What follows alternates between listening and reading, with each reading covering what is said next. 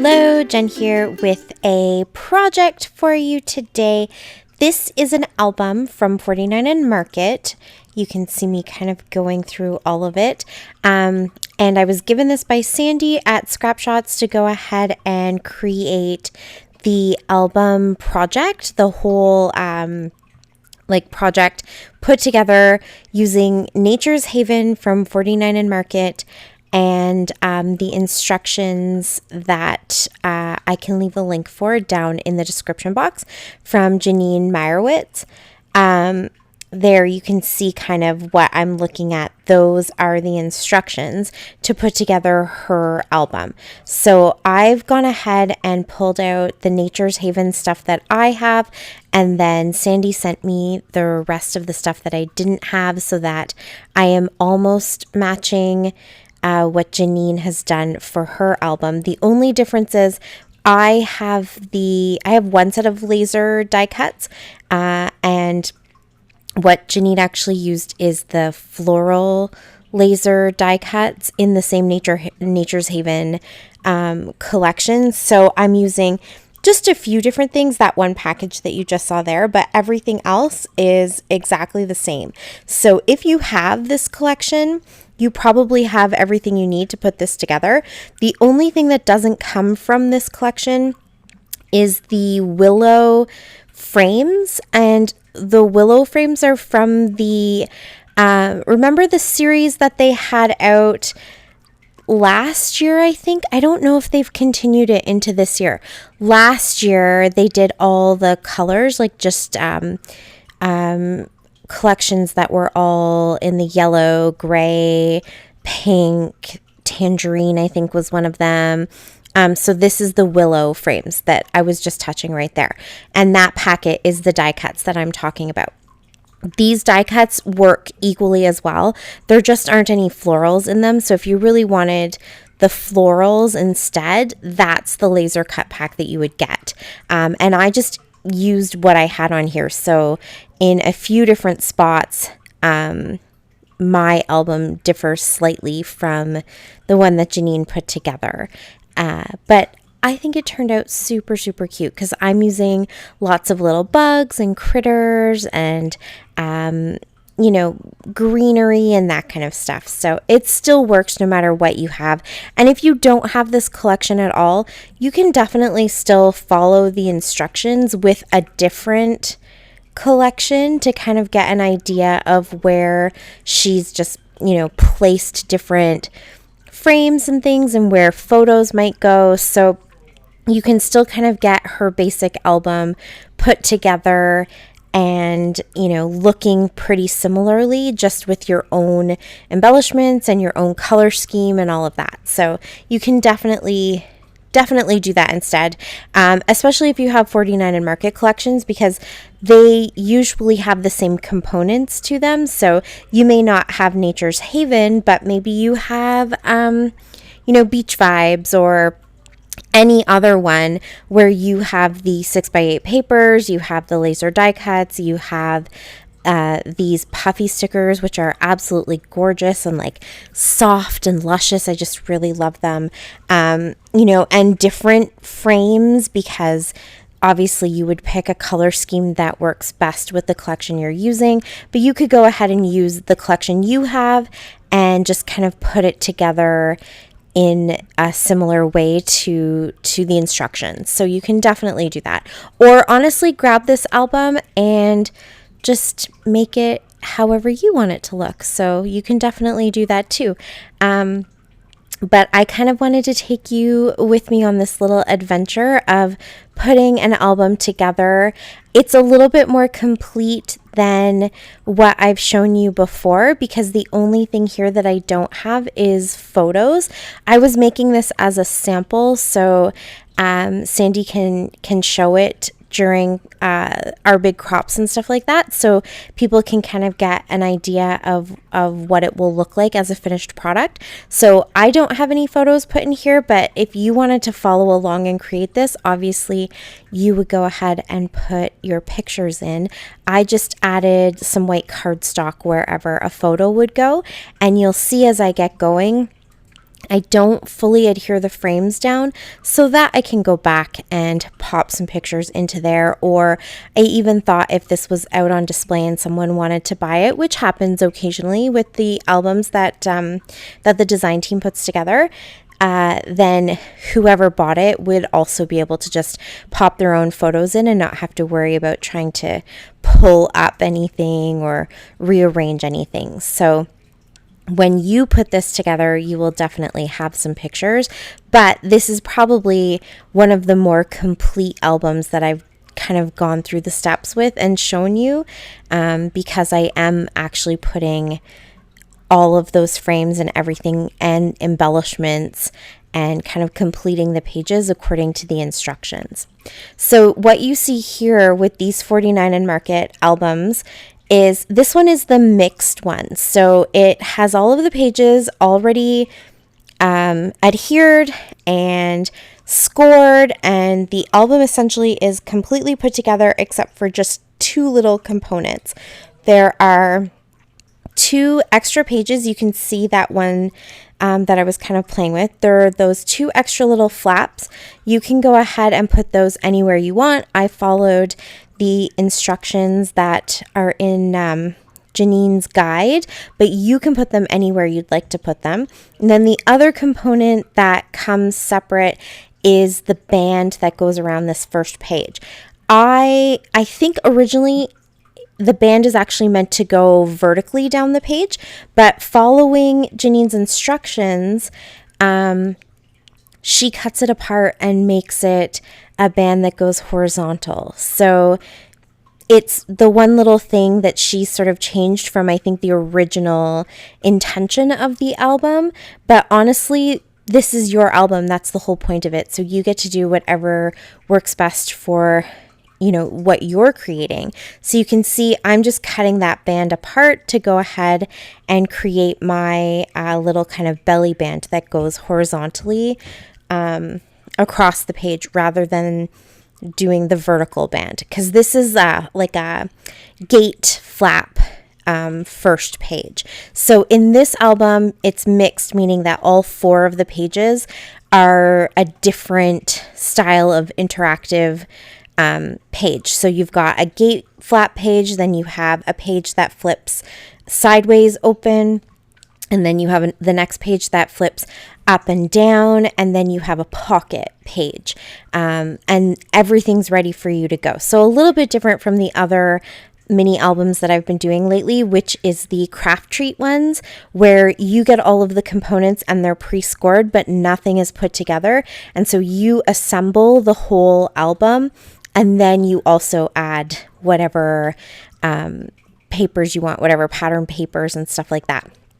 They do have albums like that made by 49&Market too. So if you really like the ability to start from scratch, you can actually buy the outside cover, so the hard part of the binder. You can buy that separately, and then you can buy the inserts. So however you want the pages to go, whether you want to make them yourself and just go ahead and kind of create just regular flaps, or if you wanted to get something that's a little bit more interactive, they have all of the different styles of pages and even more. You can buy waterfall add-ons, you can buy all kinds of stuff. So depending on how much time you have and how deeply you want to invest in creating your album, you can definitely go ahead and pick up all of the components individually, or just buy the album kind of pre-made for you. I also think there's lots of opportunities, just like with every other album that I create, for you to add even more. There's lots of space in between these 4 pages. So if you're adding extra tip-ins, you're adding extra little waterfalls, you're adding all of those extra little features, this album has enough width to it that you can add a little bit of extra bulk and a little bit of extra chunk there. So I think once I figure out what photos I might want to put in, there will probably be moments, because I know myself where I will want to add more photos than what the frames would allow me. And so definitely I will show you how I do that. And probably there will be some extra little interactive elements that I add in once I have those pictures set and I know what I'm going to create with them. So definitely stay tuned for that. And you know what? Honestly, let me know with this Nature's Haven collection, what kind of pictures would you scrap? What would you put in this album? My brain automatically goes to hiking or maybe like a photo shoot that we've done outdoors, something along those lines. But yeah, I'm open to suggestions on what else I might be able to put into this album. What other types of photos would you like to see, or what would you use this album for? If you don't know what this collection is, it's very pretty and summery. It has strawberries and it's got these cute little mice and some foxes. There's also a lot of books in it and a lot of like pretty florals that are like daisies and that kind of thing. So I feel like it's like an early summer collection. Very light colors, greens and reds, definitely. So yeah, it's very pretty, very dainty. And then it has those really cute little, like mouse and fox and, there's some frogs, actually, I guess some frogs in there, little teacups, that kind of thing. So it's very cute. It's probably not a collection that I would necessarily reach for, because I'm kind of in the like teenage boy stage of my life where my daughter is an adult, and I'm definitely scrapping a little bit less of her because I'm not the one taking pictures of her. And then I've got my youngest who, you know, he's very much a boy's boy. So, yeah, let me know. I will definitely find photos and I will put this all together and it will look super cute. But, let me know what you think is the right kind of photos to put into an album like this. So what I didn't show you, once I kind of got the lay of the land and I knew what each page was supposed to look like, I went ahead off camera and just sorted through all of the 6x8 papers and put them together in their groupings based on what pages they were supposed to go to. So it just gave me a little bit of like leeway with being able to have all the pages sort of ready to go so that I could film a little bit faster, because this is already almost an hour long. And so in order for you to see everything, I organized myself a little bit, because what I really wanted you to see was just like where I had to cut some of the papers and what that process kind of looked like. So being able to make that little belly band, cutting the papers for this gatefold page, for example, putting the frames where they were supposed to go. So yeah, that's sort of what I wanted to show you. So I went ahead and just found all of those papers and put them all in the right order. And so you'll see here where I just have to then go and kind of stick everything down. And this first page is actually the one that I think has the most amount of work involved. And it didn't take me very long. This is quite sped up. As you can see, most of my videos are sped up. But that I think is more because I'm a slow scrapbooker. You may actually be much faster than me, and not having to worry about a camera and not having to worry about like fiddling with, if my battery runs out and that kind of stuff, I think would save you a lot of time. But the instructions that I have that you can see right there beside me on that left-hand side, they're very clear. So it was really easy to follow them. And to be honest with you, I'm much more of a visual person. So I didn't read a lot of the instructions. I'm pretty good at just looking at the photo, seeing what papers went where, and kind of piecing it together myself. If you need to read and kind of be sure, and if you are someone who really likes to be exact and have everything look exactly like the sample, then the written instructions are also really good. So you definitely don't have to worry about, trying to figure out if you will have the exact product that was created for you. The instructions have great visuals and also great written step-by-step instructions. So you can definitely do that. But if you are like me and just can look at the photo, you can actually get this done pretty quickly, to be honest. The only spot I think too that took a little bit more time for me was that I do have a different set of the laser die cuts. So on that page, that Happy Place page, for example, I just needed to find the right little punch outs that kind of matched generally what I was meant to use in the floral lasers. So, that just took me a little bit of time to try to decide, what other die cuts that I have in my set might work on that particular page. But other than that, it goes pretty quick. And the rest of these pages definitely go quick because there isn't as much cutting.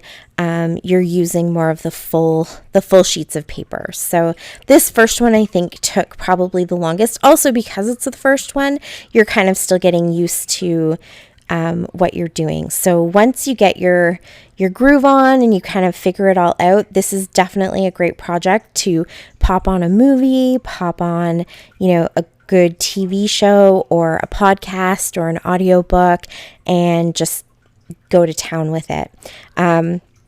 It did also take me some time because I was cutting out the white cardstock behind each of these frames. Again, if you're already adding your photos in there, that's an extra step that you definitely don't have to do. One thing I think I really appreciate about this project and about Janene's specific project is she uses almost all of the rub-ons. And I love the rub-ons. I've definitely revamped my love for rub-ons. There was quite a long time there where I just never touched them, and I sort of accumulated a bunch of rub-ons that I ended up having to throw out because they just didn't work. They were sitting in my stash and I wasn't using them, and they definitely have to be used in a timely manner because they can dry out and then they don't really stick nicely. And so yes, I stopped buying them. I wasn't really all that interested in them. But 49&Market, and I think this is the same for a lot of other crafters, 49&Market has definitely re-inspired me to use rub-ons again. And this project in particular really brought that out for me because there are rub-ons on almost every page. So it's kind of fun. And I do like the way that they just all kind of layer up. The rub-ons layer really nicely on top of each of these pages. They also layer really nicely on top of each other. So you can definitely get some depth. And it's a great way to give a lot of texture and layers without adding a lot of extra bulk, which is nice for projects like this because you can see how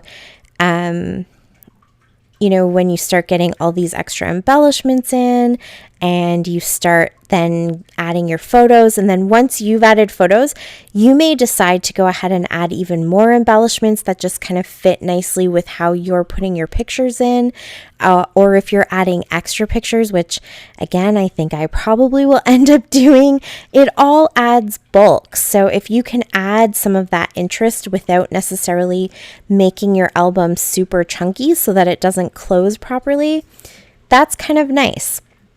And so rub-ons are definitely something that I've integrated into some of my traveler's notebooks and other small albums like that, because those are the places where the bulk matters. How much you add and how thick your album is definitely matters. So projects like this have definitely helped to bring that love back a little bit and also increase my collection again. So but I think we all know better by now that if you're going to add any kind of rub-ons into your collection, you've got to get them used up.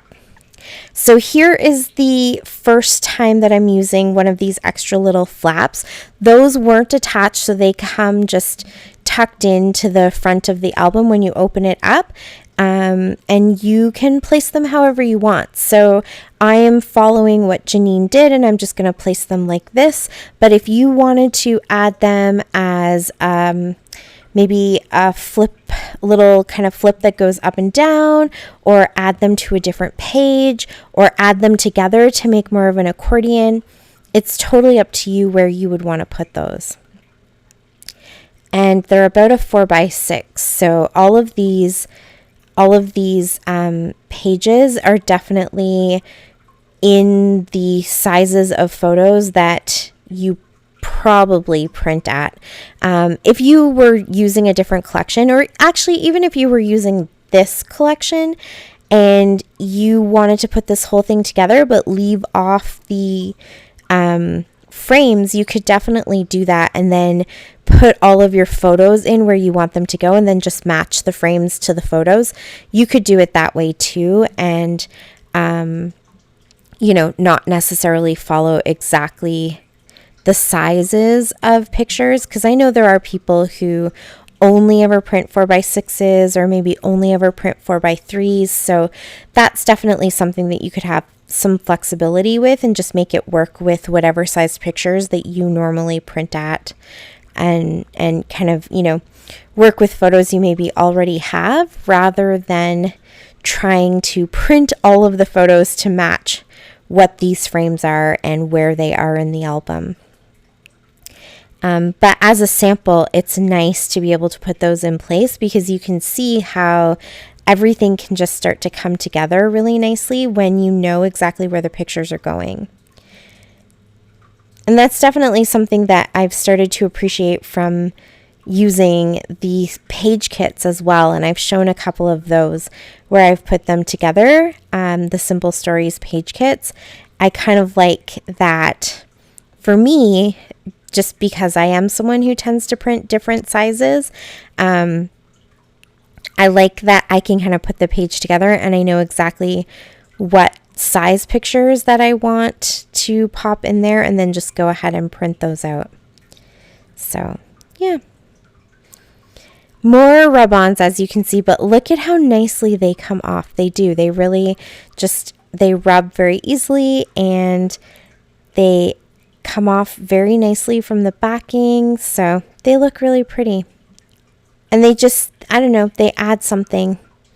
Oh, I'm shaking though, you can see. I think because it's so sped up, actually, you don't notice it as much, but when I was rubbing a couple of them on, I was really shaking the camera. So I apologize if you feel like you're a little jittery. It's not you, it is me for sure. And you can see these pages now that I'm past that first one, they just come together even quicker because they're really just a solid page, and it's more about the embellishment that you're putting on rather than all the little fiddly pieces of those individual pages. So lots of different sized frames there, so it's kind of nice because it switches things up a bit. So it's not just every page is a 4x6. You can kind of add whatever sizes you want.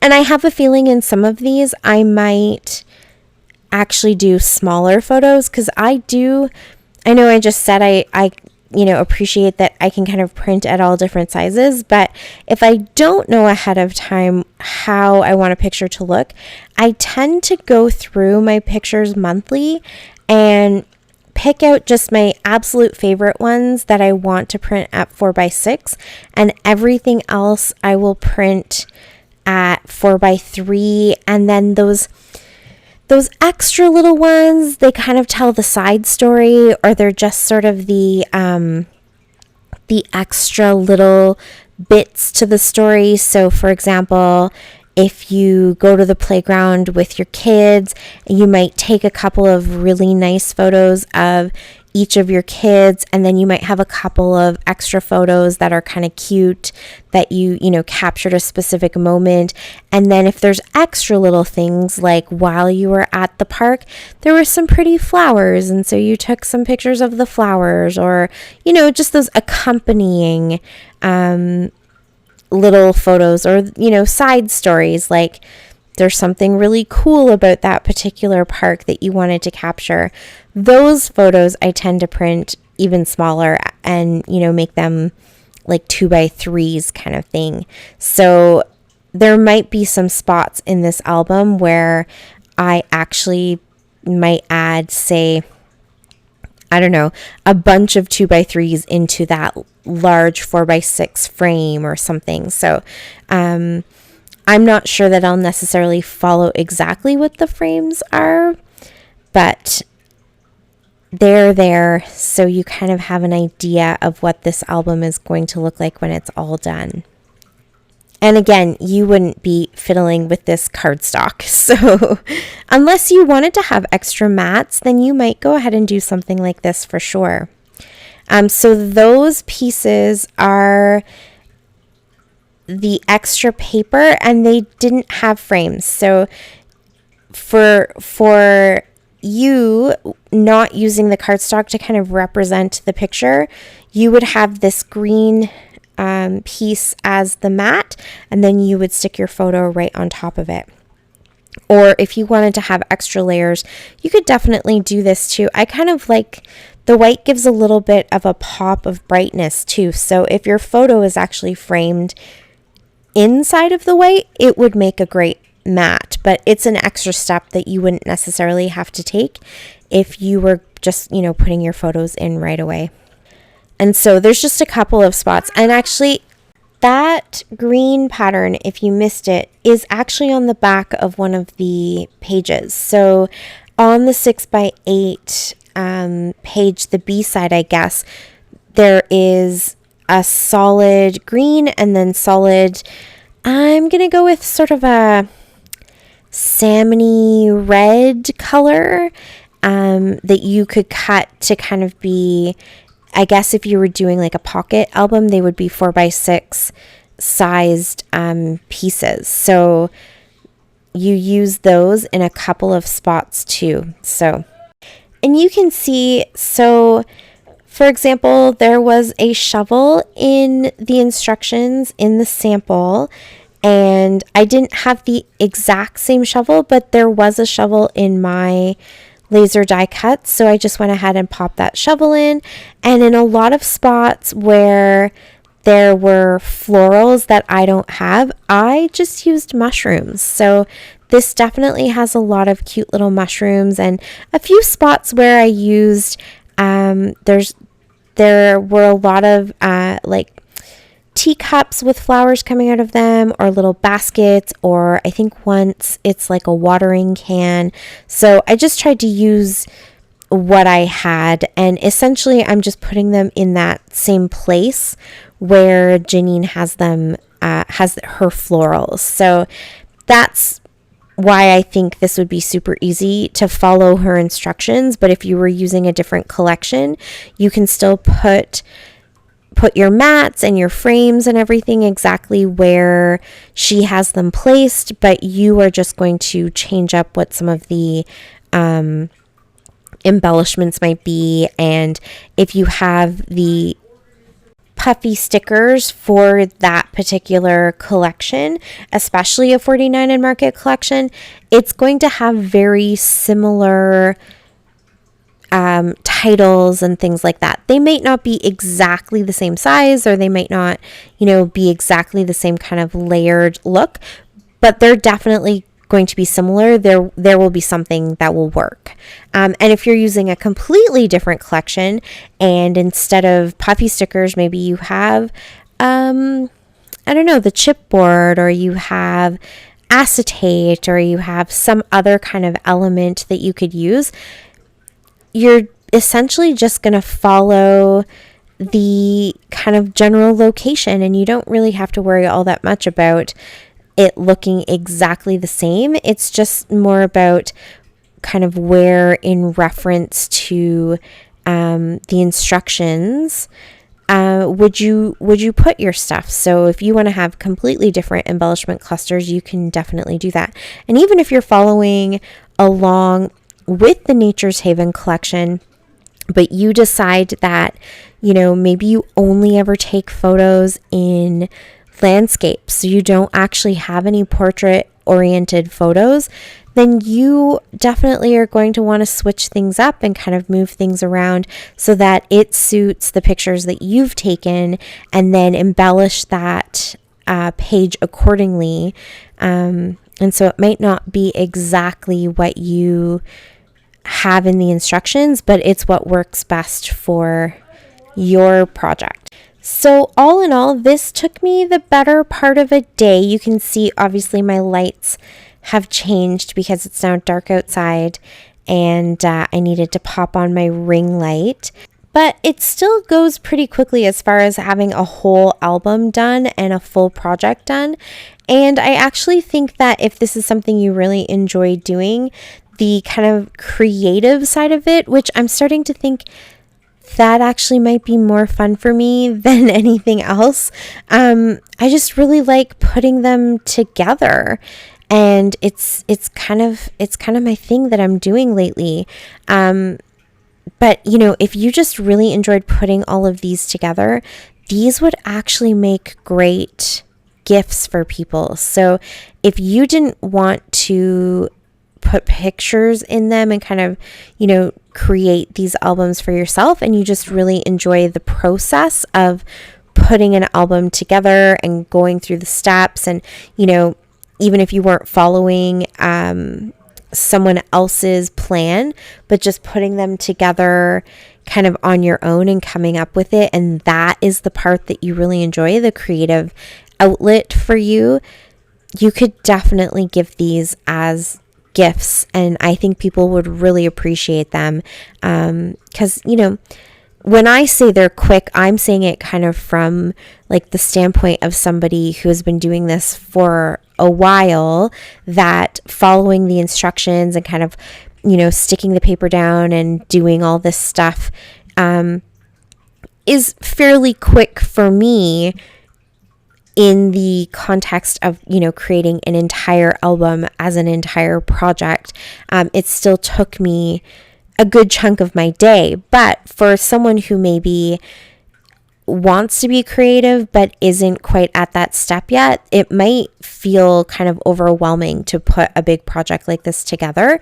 And so, I think there's lots of people who would really appreciate getting this as a handmade gift. And so you get the enjoyment of putting it together and, being creative that way. But then you also give this handmade album to somebody who might really appreciate having handmade albums of their own, but just aren't at a point in their life where they're going to jump in and kind of create it for themselves. And then they just fill in the blanks with their own photos. And even if they never do, because I sometimes think when people like us who are super creative, we love this kind of thing, and so we like to give this kind of a gift, and sometimes it's just not what other people are going to do. They're not going to take the time to put pictures in or whatever. I actually think that's totally okay, because they still have this beautiful handmade album that kind of stands for itself. Even if no photo ever gets put into these places, it's still really pretty to look at. And I know we can all appreciate that when we see other people creating things, and we just understand the time that's gone into it and can kind of appreciate the craftsmanship. I think I wouldn't be so upset if I went to a friend's house and they had an album that I created but never actually finished or put photos in. I think I'd be okay with that. Maybe not everybody would, but I think I would be okay with that if they, still had kept it because they understood the work that went into it and appreciated the gift. And I'm starting to really enjoy this whole process. So I have a feeling I might be accumulating more albums than I actually have use for. So yeah, we'll see. This might be a thing. Everybody's just going to start getting handmade albums from me. But it's just kind of fun. I like following the instructions, but I also, once I put it together once and kind of see how it looks and get a little bit of inspiration that way, I always think to myself, what would I do next time? How could I change it? Where would I put this instead?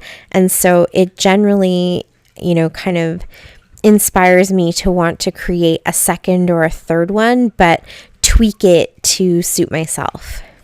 I should also add that if you don't like the black as your background, 49&Market also makes these in white.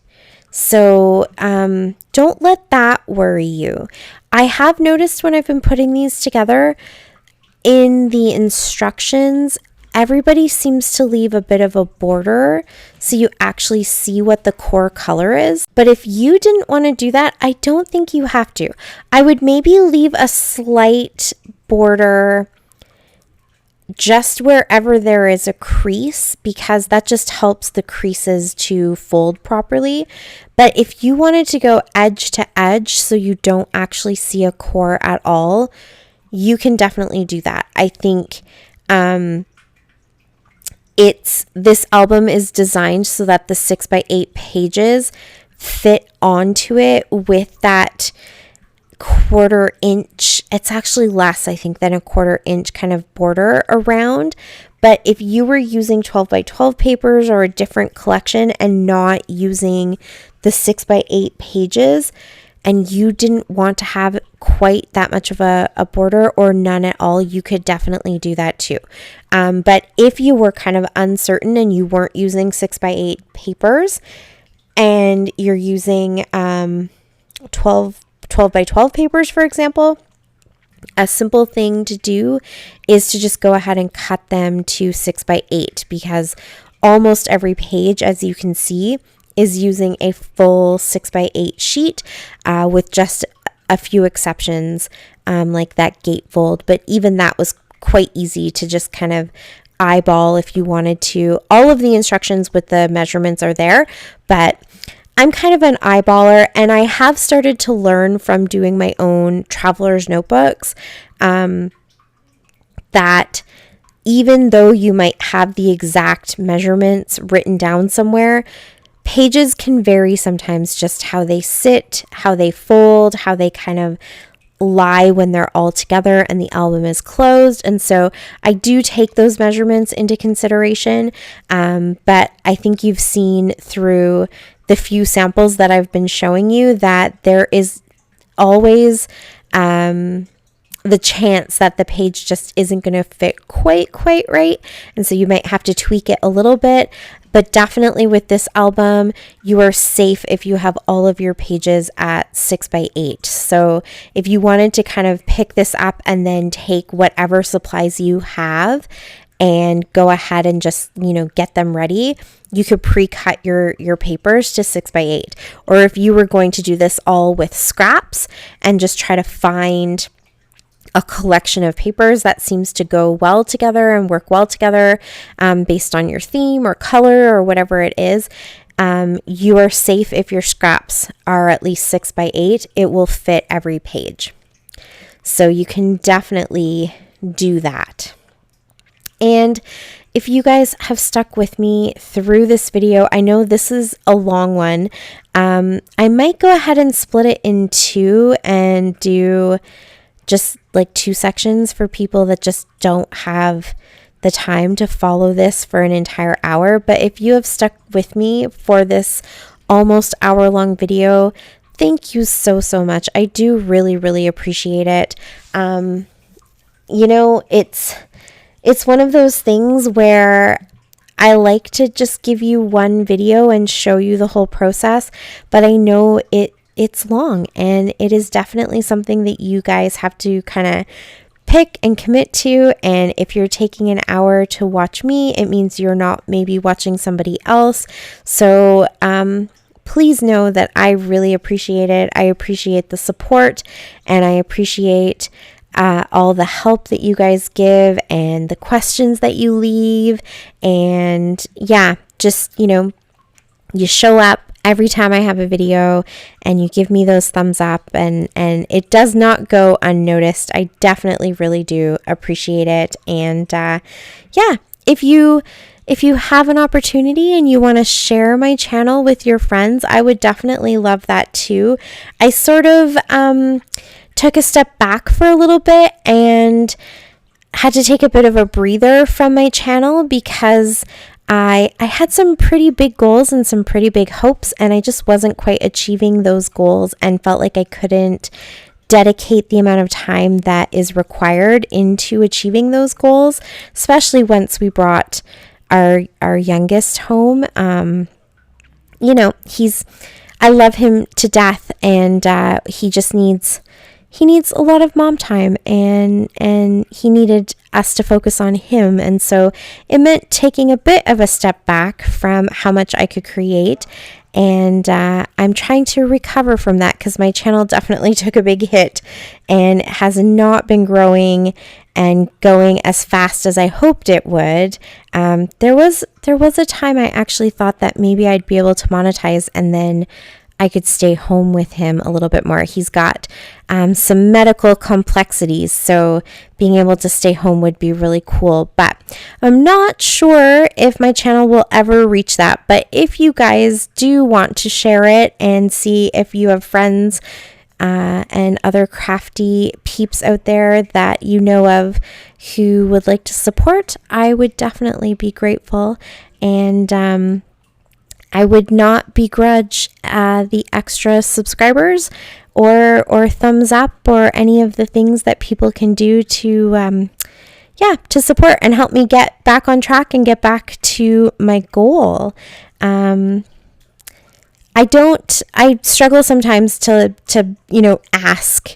My son always jokes and says, "Mom, how come you don't have a lot of subscribers? How come you're not monetized like Mr. Beast?" He's only 6. But I think I told you once that my middle boys also said these exact same words to me, which is kind of funny. But they have said, how come you're not as famous as Mr. Beast, and how come you don't make money off of your channel like Mr. Beast does? And I said, well, crafty channels don't tend to make as much money as super cool channels like Mr. Beast, but I don't have that many subscribers, and that's what you need to have in order to make money and grow your channel. And then you get, all the sponsorships and stuff. And I was kind of explaining that to them, and they said, well, why don't you have that many subscribers? And I said, it's just not that kind of channel. It's not that kind of category, and not that kind of genre where we get tons and tons of subscribers. And he said, just like his older brothers did years before he ever came along, but apparently this is just how the younger brain works. They said, well, why don't you just ask? He said, why don't you just ask people? Like it would just be that easy. He's not wrong, I guess. It is sometimes just that easy. You hear all of those channels, that will say like, oh, if you haven't subscribed already, make sure that you have. And they just ask, and they'll say, whatever it is that they say. I don't think it's that easy if you ask most of us crafty creators. But I'm not great at doing it anyway. So if I ever forget to tell you guys how much I appreciate your support, please call me out on that, because I really, really do. And it definitely means a lot. And I am someone who still celebrates every single new subscriber and every comment that you leave. And, as my hours move up, I get super excited. I still check because it just means that whatever I'm creating, you guys are enjoying. And ultimately, at the end of the day, I do want this to be a channel where I share the things that you guys actually want to see. So if you have suggestions on things that you'd like to see, content that you would like to see me create, questions that you have about, something that I do that maybe I haven't explained well enough, please let me know down below. Don't ever be shy or hesitate to leave that kind of stuff for me in the comments, because I'm happy to hear what you guys have to say and create the things that I know you guys want to see. So definitely, just let me know. And thank you. And I will stop being super sappy. But if you do need to find me, you can definitely find me here on YouTube. I'm also on Instagram and TikTok, and I have lots of groups on Facebook that I like to participate in, and a couple that I run. If you are a content creator, so you have your own kind of crafty YouTube channel, let me know as well, because I do run a Facebook group for content creators, specifically in the paper crafting and kind of like crafty realm.